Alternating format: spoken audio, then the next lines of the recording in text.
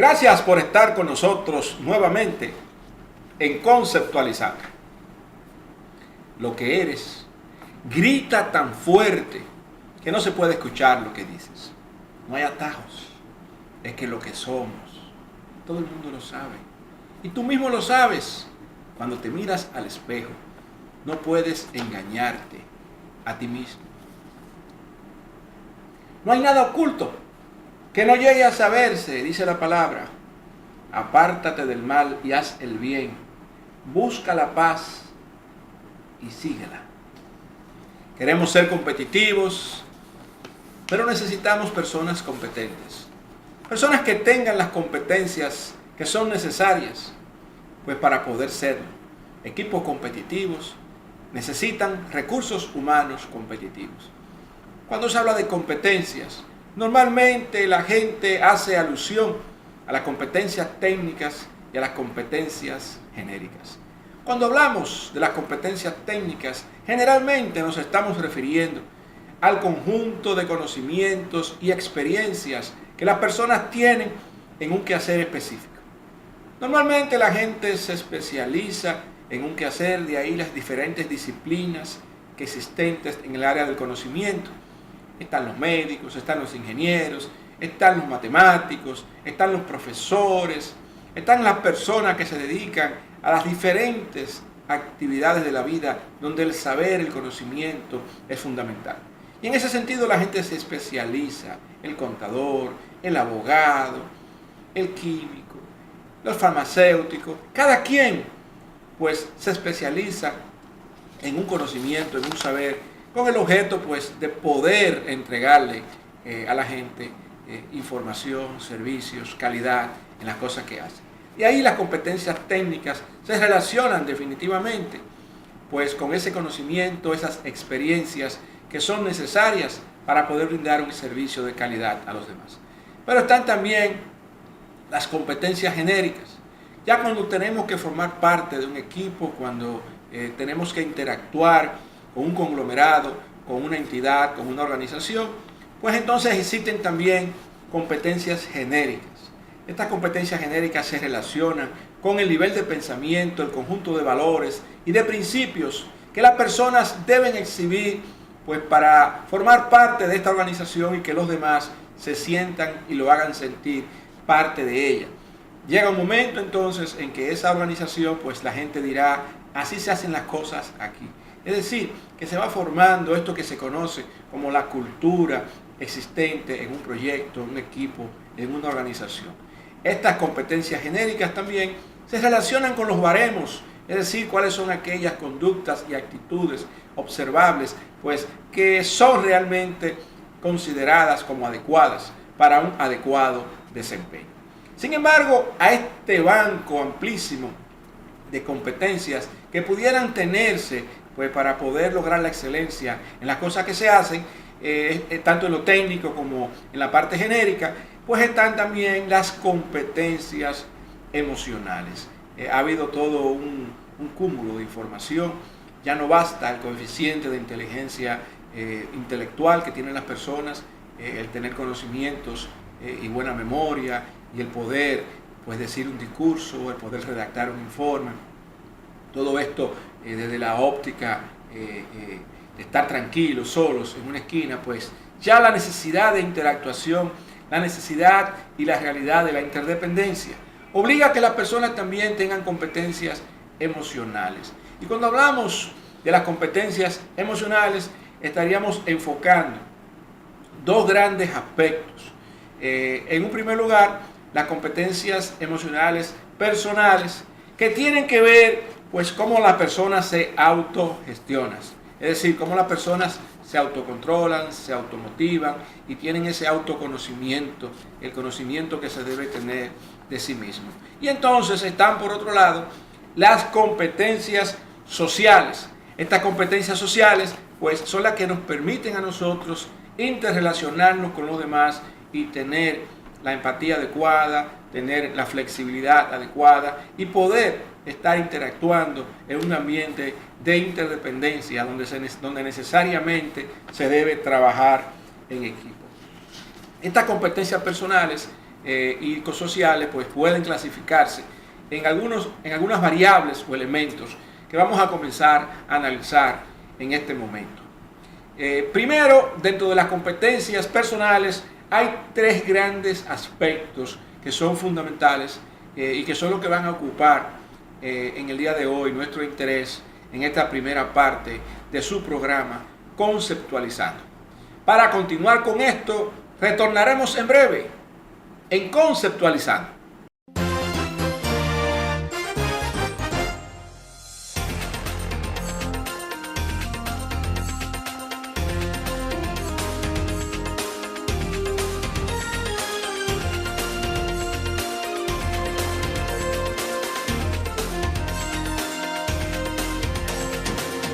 Seguimos con ustedes en Conceptualizando.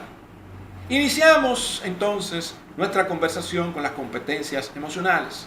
Dentro de ellas estaban las competencias personales y las sociales. Dentro de las personales hay tres grandes aspectos que deben distinguirse. Están las competencias que nos permiten a nosotros el autoconocimiento, otras que se relacionan con el autocontrol y una última que se relaciona con la motivación. Desde el punto de vista del autoconocimiento es muy importante pues partir precisamente de comprender quiénes somos, cómo somos, por qué somos, porque es lo que nos va a permitir a nosotros entonces identificar las oportunidades de mejora para lo que será el efectivo autocontrol que necesitaremos. Conocer nuestros estados de ánimo.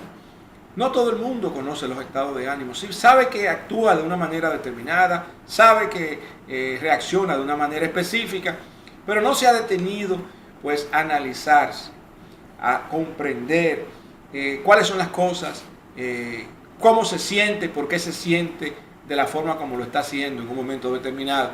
A veces las personas sencillamente amanecen un día con el pie izquierdo y dicen me siento mal y nunca han pensado, nunca se han detenido analizar por qué se sienten de esa manera. Y entonces eso obviamente es una señal de que la persona no tiene ese grado de autoconocimiento. Conocer los estados de ánimo, qué lo deprime, qué lo motiva, qué lo impulsa, qué lo detiene, son aspectos fundamentales para lo que es el autoconocimiento. ¿Cuáles son nuestras preferencias? Nosotros todos como seres humanos tenemos preferencias. Hay cosas que no nos gustan, cosas que nos gustan, cosas que nos molestan, cosas que nos empujan, que nos impulsan, cosas que nos motivan.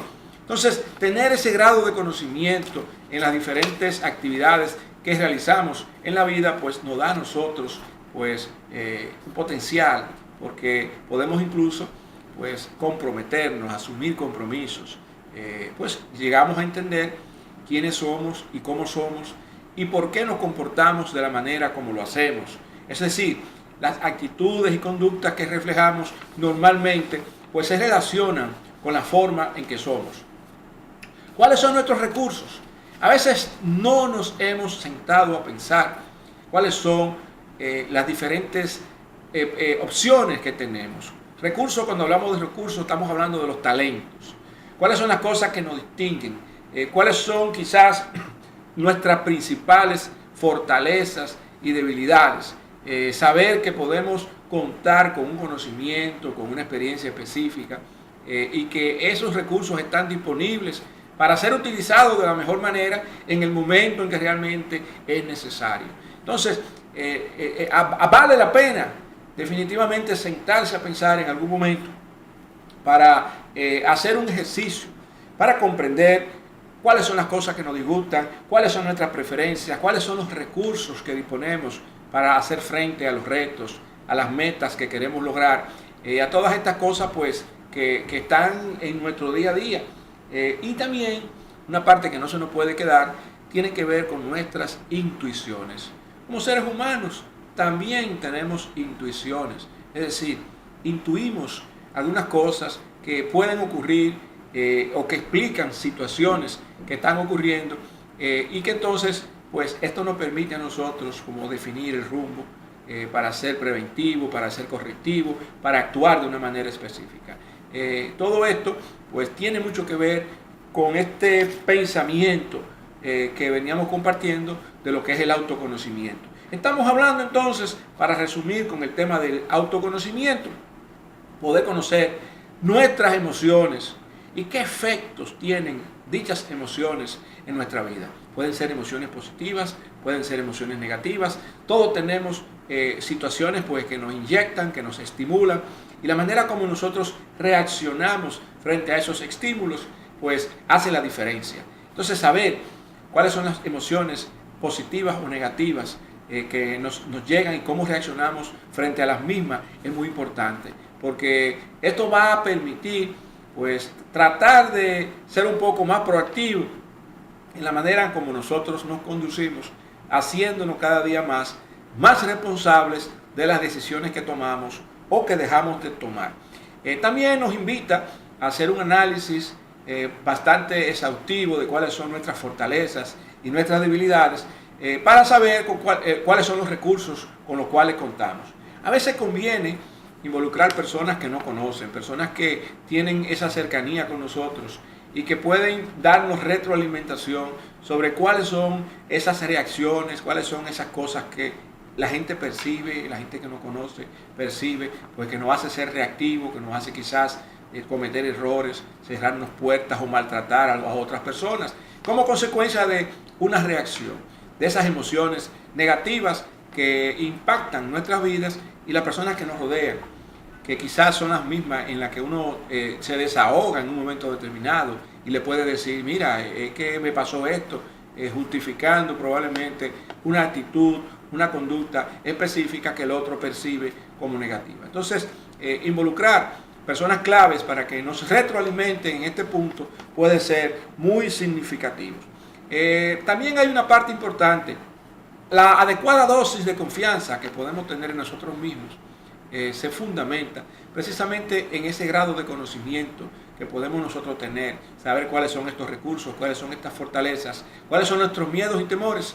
Y entonces todo esto nos da a nosotros un conocimiento pleno de quiénes somos, dónde estamos, hacia dónde vamos, cómo vamos a lograrlo, y nos da a nosotros el estímulo, la confianza que necesitamos para luchar por aquellos retos o aquellos objetivos que queremos alcanzar.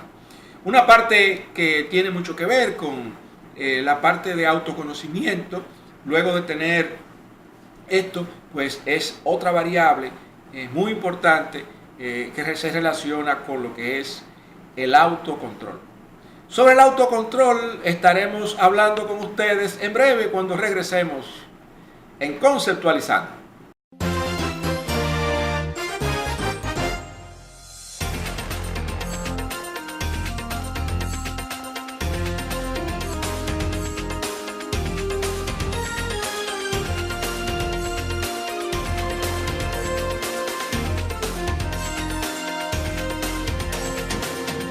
Seguimos con ustedes en Conceptualizando. Hablando de esa competencia emocional tan importante como lo es el autocontrol, estamos hablando de cómo nosotros autogestionamos nuestros estados internos, nuestros impulsos y nuestros recursos. Mantener nuestras emociones negativas e impulsos bajo control. Ese análisis que debimos haber hecho previamente, o que se invita a que lo hagamos con alguna frecuencia para entendernos, para comprendernos, para saber cómo somos, cómo actuamos, cuáles son aquellas cosas que realmente nos afectan y que nos hacen ser reactivos, que nos empujan a tomar decisiones muchas veces agresivas. Pues los seres humanos tienen dos opciones frente a una amenaza. Hay muchas personas que se sienten amenazadas por cosas reales, otras por cosas imaginarias, pero al fin y al cabo son amenazas, y frente a una amenaza los seres humanos asumen una conducta normalmente o de huir para no ver lo que está pasando, que muchas veces es un error. Pues no nos vamos a dar cuenta de la situación, no vamos a poder defendernos, tampoco vamos a ser preventivos y también vamos a dejar que los problemas pequeños se vuelvan más grandes. Pero hay personas que entonces asumen la otra posibilidad, y es la de defenderse, la de luchar, pues para no dejarse dañar por esa amenaza que está percibiendo. Esas son dos conductas naturales en los seres humanos. El tema está cómo mantener bajo control esas emociones negativas que nos inducen a nosotros, pues, que nos paralizan o que nos hacen de una manera excesiva luchar y con esto probablemente maltratar a las otras personas. Entonces, mantener bajo control estas emociones, estos impulsos, pues para realmente ser más racionales en la toma de decisiones, es una invitación importante y es un reto que tiene cada una de las personas. Hay personalidades que son flemáticas, hay personalidades que son sanguíneas, hay personalidades pues que son más agresivas que otras. Pero al fin y al cabo, cuando la amenaza está ahí y es seria, ahí es donde la gente realmente refleja su verdadera personalidad, su verdadero carácter. Ahí es cuando la gente demuestra si realmente sus discursos tienen sentido. Hay personas que se pasan la vida entera discursiando, diciendo, hablando de principios y hablando de valores, y cuando se presenta la oportunidad de una amenaza real, se olvida de todo eso y sencillamente lo echa al zafacón. Y eso le pasa a mucha gente. ¿Por qué? Porque no son íntegros, no son capaces de prometerse a sí mismos y a cumplirlo, y entonces pues han apostado a que no van a ser descubiertos en aquellas cosas incorrectas que han decidido hacer. Eso le pasa a mucha gente que se mete en situaciones que no son controlables, en situaciones que no tienen la capacidad para resolverla, y después que están en el problema, que no saben cómo lo van a resolver, entonces buscan diferentes alternativas, incluyendo hasta el autoengaño, que es un engaño peligroso, porque autoengañarse, por ejemplo, con una situación financiera, es un engaño muy peligroso, porque los problemas financieros, mientras más rápido usted los ataca, pues menos intereses va a generar, menos mora va a generar, y lo mejor es que usted dé la cara del frente de manera responsable y plantee la realidad, la situación o la imposibilidad que tiene para atacar un problema específico.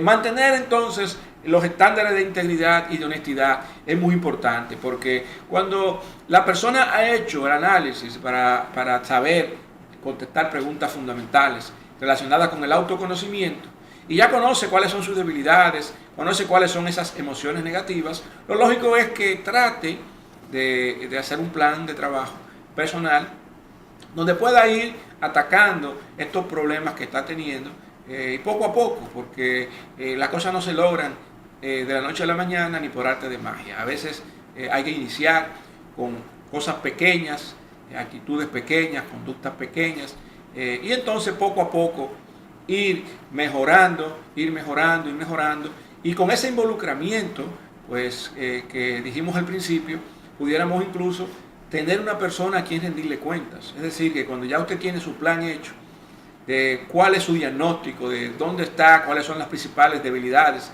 que usted va a tratar de resolver, y entonces compartir esto, ese plan de acción que usted va a llevar a cabo, de manera que sencillamente se sorprenda incluso. A veces puede recibir una retroalimentación que le dice que usted está muy bien porque ya se está percibiendo una situación muy distinta a la que usted mismo siente. Porque una cosa es lo que sentimos y otra cosa es cómo nos perciben a nosotros. Y ustedes deben recordar que una cosa es el carácter y otra cosa es la personalidad. Y en varios momentos, en conceptualizando, hemos hecho pues el símil de lo que es un iceberg, esa montaña gigante de hielo, pues que podemos ver en los glaciares, donde hay una parte de la montaña que emerge y sobrepasa la superficie del mar, y es la parte que la gente ve. La otra parte que está por debajo del agua se dice que es mucho mayor, y en cuanto a tamaño y en cuanto a valor, pues así mismo se piensa que el carácter de las personas es más importante que la personalidad. La personalidad es lo que la gente proyecta. Muchas veces la gente proyecta algo de una manera que no es auténtica y lo proyecta por conveniencia.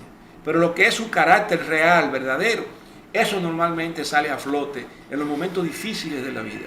Todas estas personas que se pasan el tiempo en un discurso y en una retórica, a la hora de la verdad, a la hora de la gran crisis, ahí sale a flote quién es usted realmente. Por lo tanto, es mucho más importante el carácter que la personalidad, sin que con esto se quiera decir que no podemos trabajar para tener una proyección social un poco mejor, en mejora continua, de más excelencia, todas las personas tienen una forma de ser y de actuar. Hay líderes que usted conoce que se conducen de una manera que la gente no las acepta, otros que son más halagüeños, que son más llevaderos. Sin embargo, su carácter puede ser distinto. Usted se puede encontrar con una persona que tiene un carácter desde el punto de vista fuerte, que la gente se le hace difícil tratar con él, y después cuando usted lo trata, se da cuenta de que es una persona honesta, que cuando promete cumple. Y se puede encontrar también con aquellas personas que conocemos muchas andando por ahí, que se llaman líderes políticos, que sencillamente ofrecen y no cumplen. Y todo es una sonrisa, y todo es un sí, y todo es nos vamos a ver, y todo es una promesa, y no cumplen. Y porque no cumplen, no son íntegros. Y el que no es capaz de ser leal y fiel con lo pequeño, ¿cómo lo puede ser con lo grande? Si usted no es capaz de cumplir una promesa sencilla, pequeñita, ¿cómo usted aspira a ser presidente de la República? Ese cargo a usted no le queda grande. Y eso le pasa a muchas personas que se pasan la vida entera engañando a los demás, creyendo que los demás son tontos y que no se dan cuenta de que son farsantes, de que son mentirosos, de que no son capaces de cumplir ni siquiera con ellos mismos. Entonces, mantener la integridad implica la capacidad de que en esos compromisos que usted hace, para usted implementar ese plan de acción que ha definido, usted cuando dice que sí, es que sí, cuando dice que no, es que no, y poco a poco ir avanzando, hasta que va a lograr resolver muchos problemas que usted habrá encontrado en ese análisis existencial que usted habrá hecho de su propia vida. La parte clave también tiene que ver con tomar la responsabilidad por ese desempeño personal. Usted no le puede echar la culpa a nadie. Si usted se comprometió con usted para hacer un cambio y no lo hace, no puede buscar excusas.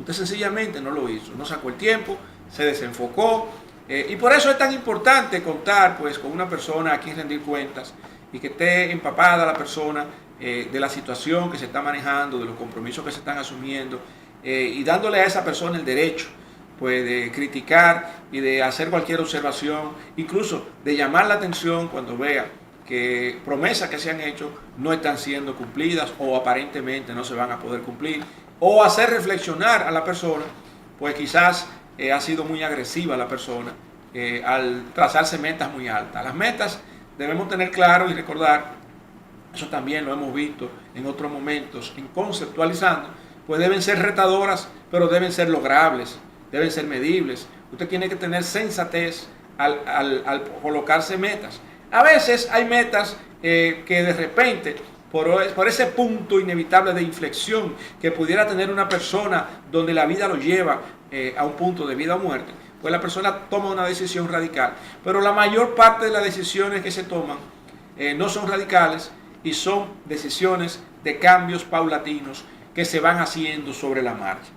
La parte que tiene que ver con la flexibilidad también es importante, porque en esos cambios paulatinos que se pudieran estar dando, pues uno debe tratar de ser flexible, un poco flexible, porque no siempre la perfección se logra en ciertos cambios.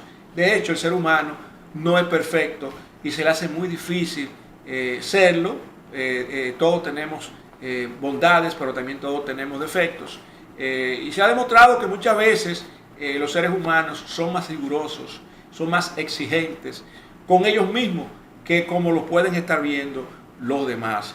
Hay situaciones y hay prácticas que también se tienen donde la persona que está involucrada con ese automejoramiento, pues también somete a ciertas personas con las que más contacto tiene, ya sea en su equipo de trabajo, ya sea en el departamento donde trabaja, ya sea en la familia, pues para recibir retroalimentación de diferentes personas, y para ello elabora una herramienta de evaluación donde no solamente puede la misma persona autoevaluarse y decir, bueno, yo he mejorado aquí, todavía me falta esto, en este plan de acción he logrado esto, lo otro, y entonces como hay una proyección de esa personalidad hacia los demás, y también hay un ejercicio de integridad donde la persona se ha comprometido pues con ciertas cosas, los demás que lo conocen se van a dar cuenta si esta persona está cumpliendo con las promesas que se hizo a sí mismo. Y yo creo que hay una interrelación importantísima entre lo que es el autoconocimiento, porque es allí donde podemos encontrar las oportunidades de mejora, las debilidades, las emociones negativas, los impulsos negativos, que son los que nos van a permitir a nosotros venir entonces en esta etapa, donde podemos planificar el cambio que vamos a ir paulatinamente pues teniendo, y la parte de autocontrol para poder ejercitar, poder sustituir, que normalmente son hábitos, poder sustituir viejos hábitos, donde estábamos acostumbrados a ser reactivos, a reaccionar de una manera automática. Prácticamente habíamos estado siendo autómatas con ciertos estímulos que estábamos recibiendo, y entonces reaccionábamos de manera impulsiva, sin pensar antes de actuar. Luego venían las consecuencias. Entonces, en esta parte pues de poder ejercer el control, pues estaríamos dándonos el chance para ir implementando aquellos cambios que ya identificamos, y que son los que van a permitir que podamos tener una vida, una mejor calidad de vida, podamos ser más efectivos y lograr la excelencia en las cosas que emprendamos. Seguimos con ustedes en breve en Conceptualizando.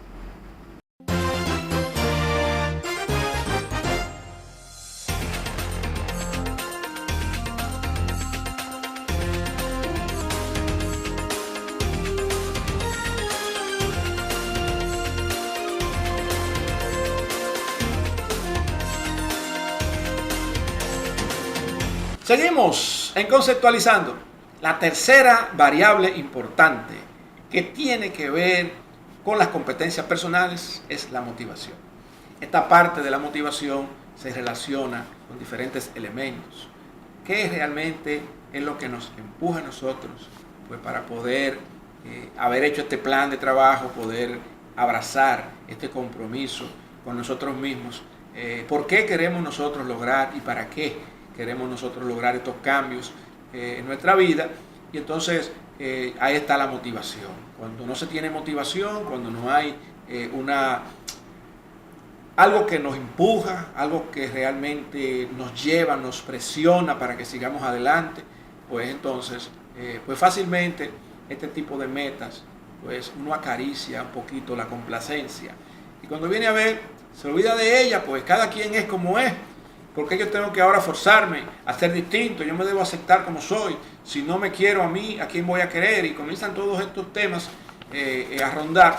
De manera que nosotros no nos hacemos exigencias y dejamos las cosas pasar, los problemas continuar.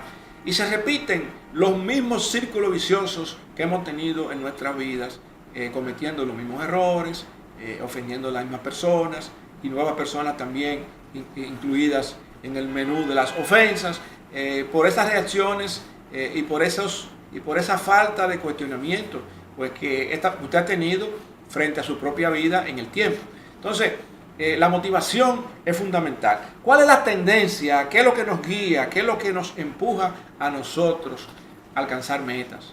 Hay personas que tienen un empuje por el logro. Ese logro tiene que ver con metas específicas y va a depender mucho de la vocación que tenga usted en su vida, del nivel de especialización que tiene, de cuáles son los grandes sueños que usted pudiera estar teniendo, cuál es su propósito, si acaso se ha planteado alguna vez una misión personal.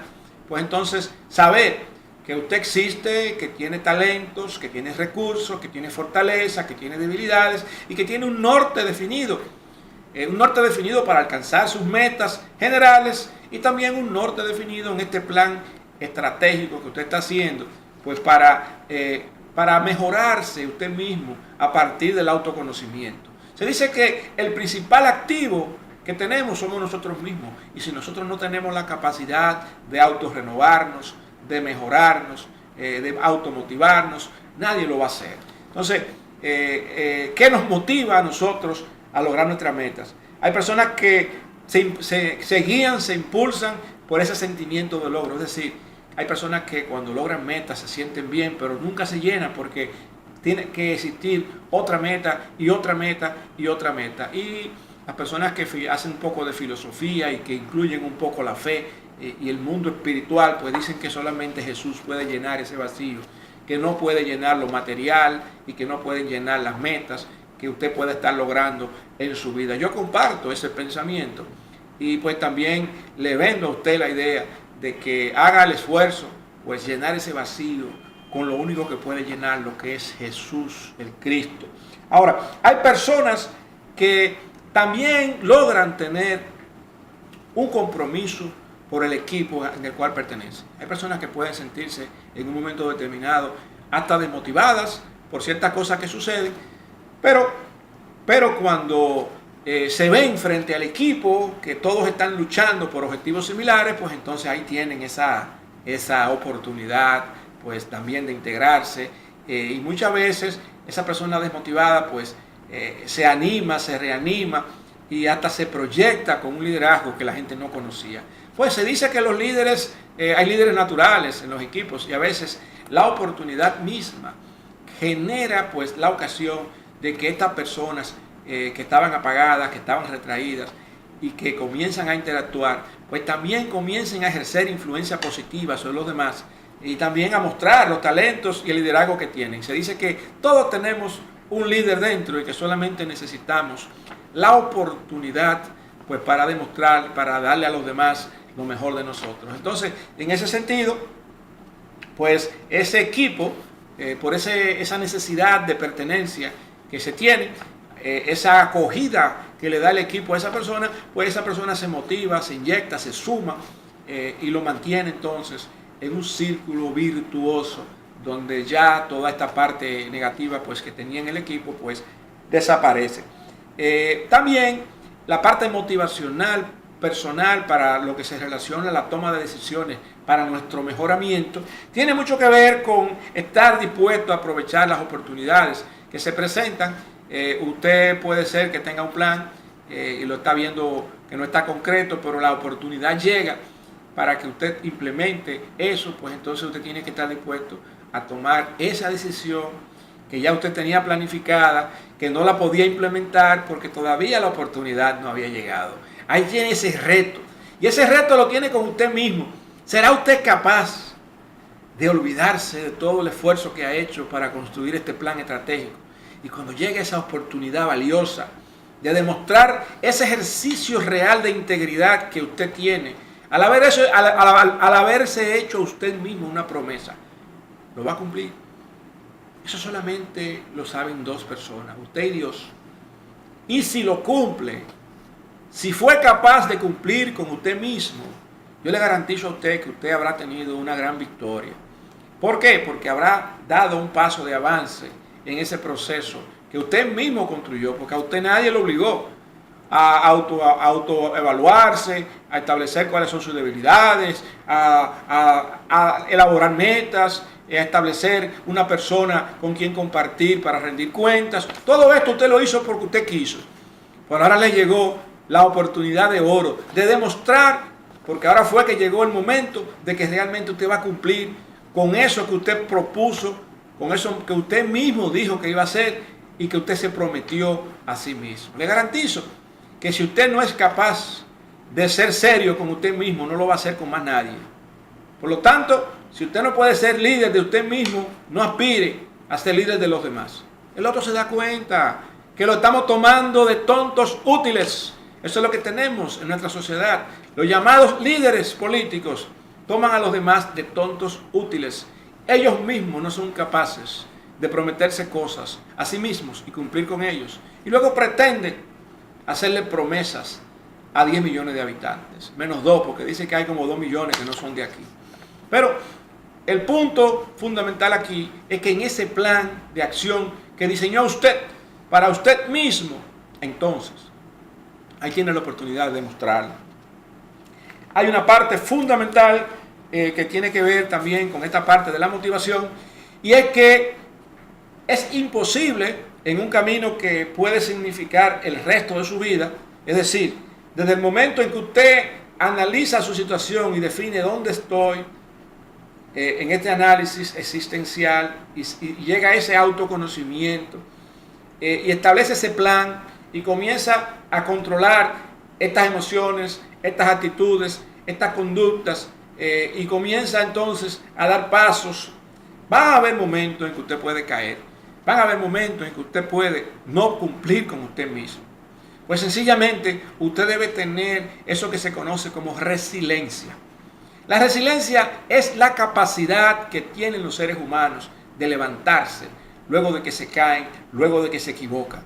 Esa capacidad la debemos todos nosotros fomentar, porque por ahí se habla mucho de que las águilas vuelan por encima de la tormenta, y queremos hacer comparaciones para que los seres humanos imiten esa fortaleza que se le atribuye a esa ave que reina volando en los cielos. Entonces, esa capacidad que podamos nosotros demostrar para levantarnos cuando se cierra una puerta y se cierra otra y se cierra otra y usted se desalienta, y usted va a tener que seguir tocando puertas porque se va a abrir una.